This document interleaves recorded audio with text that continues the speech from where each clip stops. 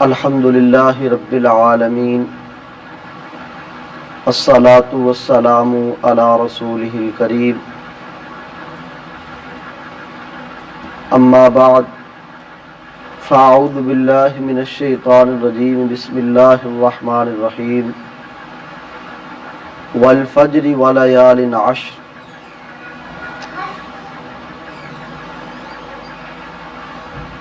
محترم کاشف بھائی، سب سے پہلے تو میں آپ کا بہت بہت زیادہ شکریہ ادا کرنا چاہتا ہوں کہ آپ اپنے قیمتی اوقات میں سے وقت نکال کر ہمارے پاس تشریف لائے ہیں۔ اللہ پاک آپ کو جزائے خیر عطا فرمائے۔ محترم سامعین و ناظرین، الحمدللہ آج ماہ ذو الحجہ کی یکم ہے، یعنی کہ فرسٹ تاریخ ہے۔ تو قرآن مقدس میں اللہ پاک نے ان دنوں کی فضیلت بہت زیادہ بیان فرمائی ہے۔ ذو الحجہ کے ابتدائی 10 دنوں کی فضیلت کے لیے یہ بات کافی ہے کہ اللہ پاک فرماتے ہیں والفجر ولیال عشر، قسم ہے وقت فجر کی اور 10 راتوں کی۔ اکثر مفسرین کے نزدیک ان 10 راتوں سے مراد ماہ ذو الحجہ کی ابتدائی 10 راتیں ہیں۔ پیارے پیغمبر صلی اللہ علیہ وآلہ وسلم نے فرمایا کہ ان 10 دنوں میں عمل صالحہ جو ہے، نیک اعمال جو ہے، اللہ رب العزت کو عام دنوں کی بنسبت بہت زیادہ محبوب ہے، حتیٰ کہ عام دنوں میں جہاد کرنے سے بھی زیادہ فضیلت رکھتے ہیں ان دنوں میں نیک اعمال۔ تو ہمیں چاہیے کہ ہم ان ابتدائی 10 دنوں میں زیادہ سے زیادہ نیک اعمال کرنے کی کوشش کریں۔ پیارے پیغمبر صلی اللہ علیہ وسلم سے پوچھا گیا کہ عام دنوں میں جہاد کرنے سے بھی زیادہ افضل نیک اعمال ہے اس ماہ میں کرنا ہے؟ تو حضور صلی اللہ تعالی علیہ وسلم نے فرمایا جی عام دنوں میں جہاد کرنے سے بھی زیادہ افضل ہے نیک اعمال ان ذو الحجہ کے ابتدائی 10 دنوں میں۔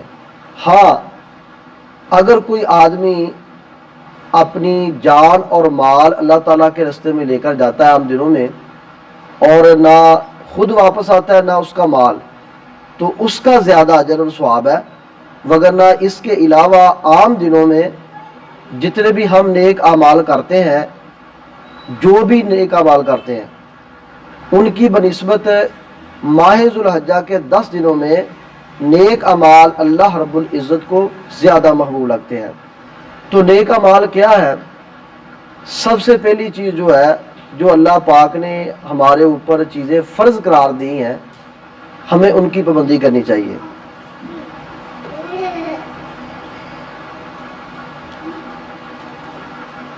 سب سے پہلے فرائض کی پابندی یہ ہے، جس طرح کہ حدیث پاک ہے کہ اللہ رب العزت کے پیغمبر صلی اللہ علیہ وسلم فرماتے ہیں کہ اسلام کی بنیاد 5 چیزوں پر ہے، جن میں سے پہلی چیز ہے کلمہ توحید۔ تو ہر مسلمان کا جو عقیدہ اور ایمان ہے وہ مضبوط ہونا چاہیے۔ اس کے بعد ہم پر 5 وقت کی نماز فرض ہے۔ ہم کوشش کریں کہ عام دنوں میں بھی اور بالخصوص ان 10 دنوں میں 5 وقت کی جو نماز ہے نا، اس کو تکبیر اولیٰ کے ساتھ پڑھیں، اور اسی طرح جو نماز سے پہلے اور نماز کے بعد والی سنتے ہیں ان کو بھی احسن طریقے کے ساتھ ادا کریں۔ اور ہم کوشش کریں کہ ان 10 دنوں میں باوضو رہیں۔ باوضو رہنا یہ بہت ہی پیارا اور اچھا عمل ہے۔ اور پھر اس کے بعد نبی پاک صلی اللہ علیہ وسلم نے فرمایا کہ زکوٰۃ ادا کرنا، اگر اللہ پاک نے ہمیں صاحب استطاعت بنایا تو ہم زکوٰۃ بھی ادا کرنا شروع کر دیں۔ اور پھر رمضان کے روزے ہیں، پھر بیت اللہ شریف کا حج ہے۔ تو یہ اسلام کے جو بنیادی 5 ارکان ہیں، تو میں امید رکھتا ہوں کہ جو مسلمان کم از کم ان 5 ارکان پر عمل کرتا ہے، اللہ پاک اپنی رحمت کے ساتھ انہیں جنت عطا فرمائیں گے۔ تو اللہ پاک سے دعا ہے کہ اللہ رب العزت ہمیں ان 10 دنوں میں زیادہ سے زیادہ نیک اعمال کرنے کی توفیق عطا فرمائے۔ جی کاشف بھائی دیکھیں، کہ جو قرآن مقدس میں قربانی کے جانوروں کے نام ہے نا، اللہ پاک نے بیان فرمائے، اللہ تبارک و تعالیٰ فرماتے ہیں ثمانیۃ ازواج، وہ 8 جوڑے ہیں، اونٹ ہے، اونٹنی ہے، گائے ہے، بیل ہے، بکرا بکری ہے، اور اسی طرح چھترا اور چھتری۔ تو ان 8 جانوروں کا نام قرآن مقدس میں ہے۔ تو ہمیں کوشش کرنی چاہیے کہ ان 8 جانوروں میں سے ہی کوئی جانور ہم اللہ تبارک و تعالیٰ کے راستے میں قربان کریں، قربانی دیں۔ رہی بات بھینس کی، دیکھیں ایک چیز میں اختلاف ہے اور ایک چیز پر سارے مسلمان متفق ہیں۔ یہ جن 8 جانوروں کا میں نے نام لیا، ان میں سے کسی ایک جانور کے اوپر بھی کسی مسلمان کو اختلاف نہیں، اور یہ 8 جانور جو ہیں یہ مارکیٹ سے آسانی کے ساتھ مل بھی رہے ہیں۔ تو ہمیں چاہیے کہ ہم یہی جانور خریدیں۔ اگر یہ نہیں ملیں گے تو پھر چلو کٹے کی قربانی کے متعلق بھی سوچ لیں گے، لیکن میں اتنا بڑا کوئی مفتی نہیں ہوں۔ تو کٹے کی قربانی کے متعلق بعض علماء جو ہے وہ اس کے جواز کے بھی قائل ہیں، بعض علماء کا بہت سخت موقف ہے کہ کٹے کی قربانی نہیں کرنی چاہیے۔ دیکھیں کٹا ہے یا بھینس ہے، یہ حلال ہے، جانور حلال ہے۔ الحمدللہ پنجابی لوگ ہیں، آپ سمجھتے ہیں کہ ہم جو بھینس ہے اس کا دودھ جو شوق کے ساتھ پیتے ہیں، جانور حلال ہے، اس کا دودھ حلال ہے، لیکن قربانی کے موقع پر پیارے پیغمبر صلی اللہ علیہ وسلم سے ثابت نہیں ہے۔ تو جو علماء کہتے ہیں کہ جائز، وہ کہتے ہیں کہ عرب میں بھینسیں ہے ہی نہیں تھی، تو وہ کہتے ہیں کہ گائے کے اوپر ہی اس کو قیاس کرو۔ تو بہرحال ہمیں اجتناب کرنا چاہیے، واللہ تعالی اعلم بالصواب۔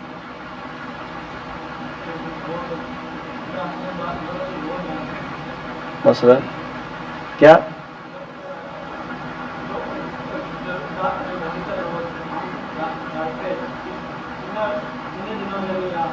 جی کاشف بھائی پوچھ رہے ہیں کہ قربانی کا گوشت ہم اپنے گھر میں کتنی دیر رکھ سکتے ہیں؟ کوئی پابندی نہیں ہے، آپ چاہے اس عید والا گوشت جو ہے وہ اگلی عید تک رکھیں، کوئی پابندی نہیں ہے، جتنی مرضی دیر آپ ذخیرہ کر سکتے ہیں۔ وہ جو بیان کیا جاتا ہے نا کہ نبی پاک صلی اللہ علیہ وسلم نے فرمایا تھا کہ 3 دن سے زیادہ ذخیرہ نہیں کرنا، وہ بات اصل میں یہ تھی کہ قربانی کرنے والے کم لوگ تھے اور کھانے والے زیادہ تھے۔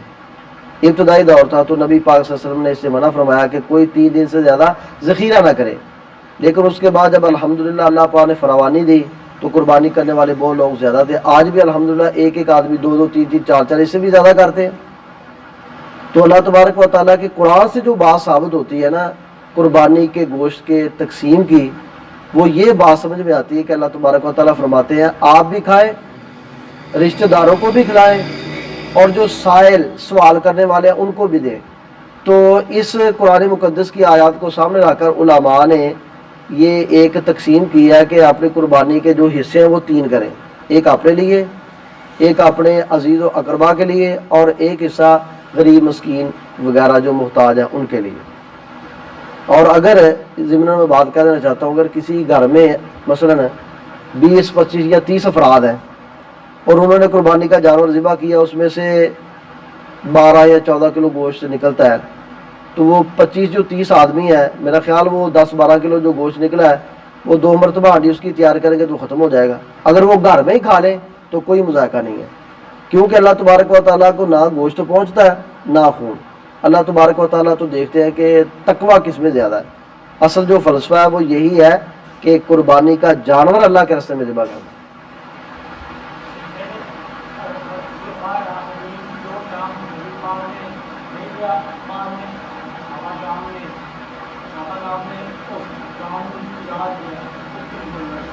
کیا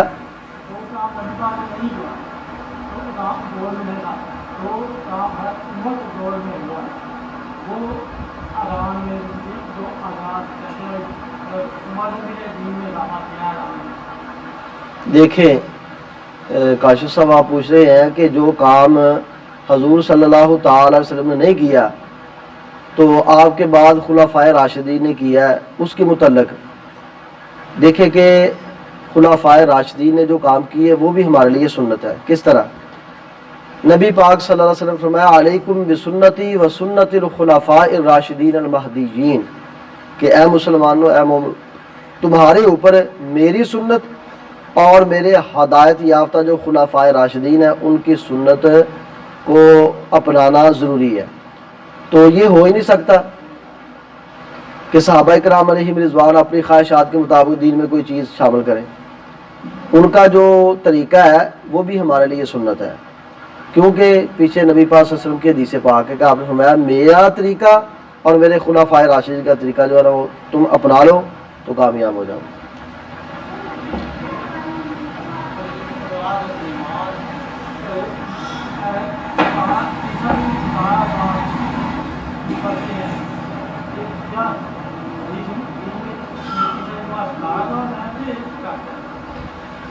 دیکھیں کاشف بھائی کہ آپ پوچھ رہے ہیں کہ نماز عشاء کی رکعات کتنی ہیں۔ یاد رکھیں کہ سب سے پہلے جو 5 نمازیں ہیں نا ان کے جو فرائض کی تعداد ہے وہ 17 ہے۔ 2 فرض فجر کے، 4 ظہر کے، 4 عصر کے، 3 مغرب کے اور 4 عشاء کے، ٹھیک ہے۔ اس کے بعد جو سنتے ہیں ان کی مختلف تعداد حدیث مبارکہ میں آتی ہے، مثلا فجر کی جو 2 سنتے ہیں، اسی طرح ظہر سے پہلے 4 سنتے ہیں اور ظہر کے بعد 4 سنتے ہیں، یہ بھی عمل ملتا ہے۔ ظہر سے پہلے 4 سنتے ہیں، ظہر کے بعد 2 سنتے ہیں، یہ بھی عمل ملتا ہے۔ ظہر سے پہلے 2 سنتے ہیں، ظہر کے بعد 2 سنتے ہیں، یہ بھی عمل ملتا ہے۔ اسی طرح مغرب کی نماز ہے، مغرب سے پہلے نبی پاک صلی اللہ علیہ وسلم کے حدیث پاک آپ نے فرمایا کہ مغرب سے پہلے 2 رکعت پڑھیں، ان کی بھی بڑی فضیلت ہے۔ اس کے بعد نماز عشاء جو ہے یہ تو ان کے متعلق 4 فرض جو ہے، ان کے علاوہ نماز عشاء کے بعد فرائض کے بعد 2 سنتے ہیں، 2 سنتوں کے بعد وطر ہے۔ وطر کی تعداد جو ہے وہ 1 بھی ہے، 3 بھی ہے، 5 بھی ہے۔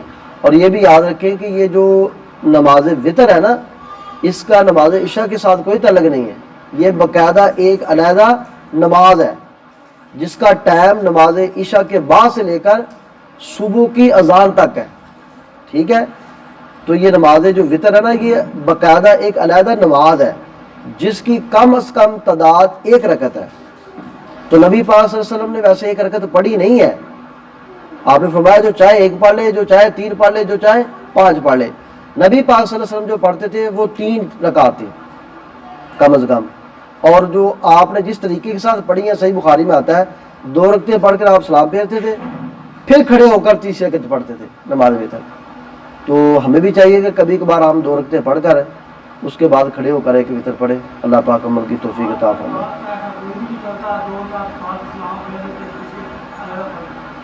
بس اصل میں ہمارے لوگ نا عجمی لوگ ہیں، ہمیں شوق نہیں ہے، علمی شوق نہیں ہے، دنیاوی کاموں کا شوق ہے۔ جو یہ ہمارا دین ہے نا ہمیں دین سیکھنے اور سکھانے کا شوق بہت کم ہے۔ تو ہمیں چاہیے کہ ہم جس طرح یہ ہمارے جلسے کانفرنسیں محفلیں ہوتی ہیں، ہم اپنے گھر میں یا مسجد میں یا ہمارے محلے میں کوئی ایک بیٹھک اس کو مقرر کریں، ہفتے میں 1 2 3 دن یا روزانہ بلا ناغہ قرآن مقدس کی ایک آیت کا ترجمہ، سرکار دو عالم صلی اللہ علیہ وسلم کی ایک حدیث مبارکہ وہ پڑھے۔ جو ہمیں زیادہ جاننے والا ہے وہ ہمیں پڑھائے اور سمجھائے۔ کم از کم ہمیں جو ضروری چیزیں ہیں وہ تو پتہ ہونا چاہیے کہ سونے کی دعائیں کیا ہے، جاگنے کی دعائیں کیا ہے، واش روم میں جانے نکلنے کی دعائیں کیا ہے، اس طرح کھانے پینے کے کیا آداب ہیں۔ جو موٹی چیزیں ہیں وہ تو ہمیں آنی چاہیے نا۔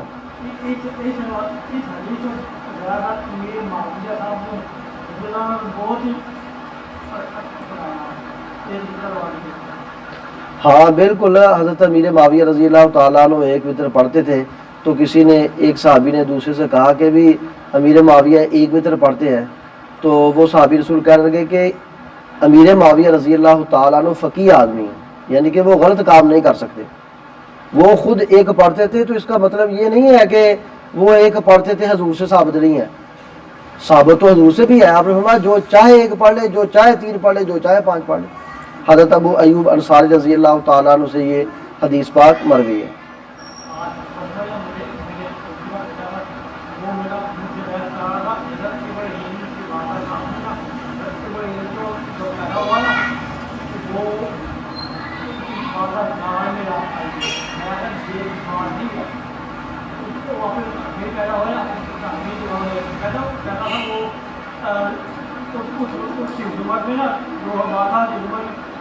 بچہ پیدا نہیں ہو رہا تھا، میں کہا وہ دوسرا تھا۔ اصل میں کاشف بھائی بات یہ ہے کہ ہمارے معاشرے میں بہت ساری باتیں مشہور ہیں، لیکن ان کا حقیقت کے ساتھ کوئی تعلق نہیں ہے۔ بہت زیادہ اس طرح کی باتیں مشہور ہیں، مثلا آپ نے سنا ہوگا، ہم نے وہ غالباً تیسری چوتھی کلاس میں پڑھا بھی تھا واقعہ، کتابوں میں لکھا تھا گورنمنٹ کے اسکولوں میں، کہ نبی پاک صلی اللہ علیہ وسلم جب گلی سے گزرتے تھے تو ایک عورت آپ کے سر پر کوڑا کرکٹ پھینکتی تھی۔ یہ بات مشہوریہ ہے ہی نہیں، اس طرح کہیں نہیں ہے۔ اسی طرح آپ نے سنا ہوگا کہ وہ دریائے نیل وہ بند ہو جاتا تھا، ایک عورت کو ہار شنگار کر کے وہ پھینکتے تھے، پھر چلتا تھا، تو اگر تم نے چٹھی لکھی، یہ بھی بات مشہور ہے۔ بہت ساری باتیں جو ہے نا وہ ہمارے معاشرے میں مشہور ہے، لیکن حقیقت کے ساتھ ان کا کوئی تعلق نہیں۔ میں ان کو کہا ہے تو سنیے کہ آپ پڑھیے حدیث پاک یا قرآن پاک، میں حدیث پاک میں کھا رہے سورۃ ابراہیم ہے قرآن پاک میں، اور سورۃ ترجمہ پر پھر آپ پتہ چل جائے۔ بس ہماری کامیابی کے لیے جو چیز نبی پاک صلی اللہ علیہ وسلم چھوڑ کے گئے ہیں وہ قرآن و سنت ہی ہے۔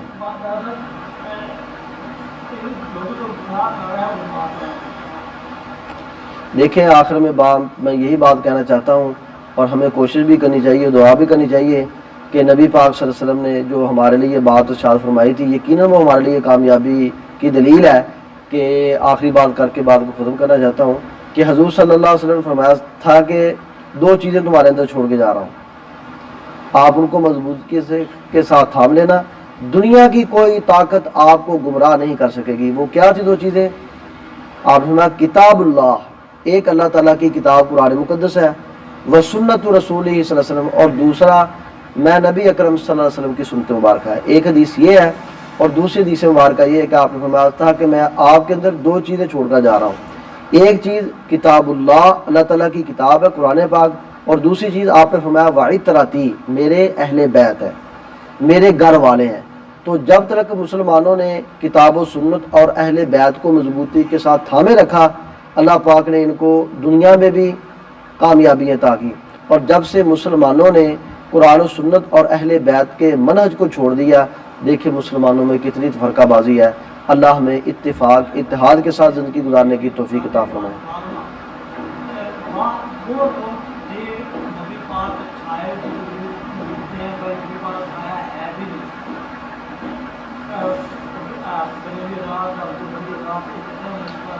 دیکھیں کاشف بھائی کہ اکثر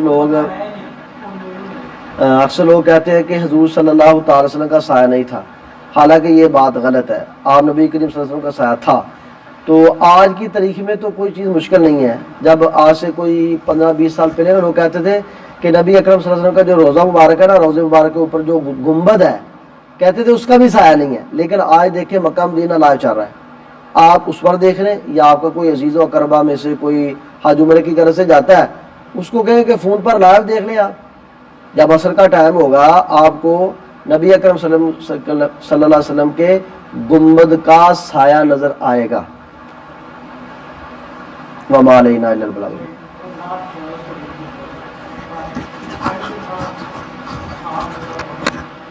کیڑی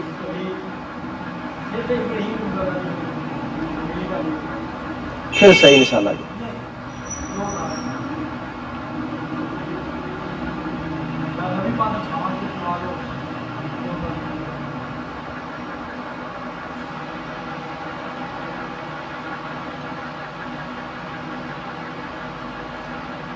گلا خراب ہے، طبیعت خراب ہے، انشاءاللہ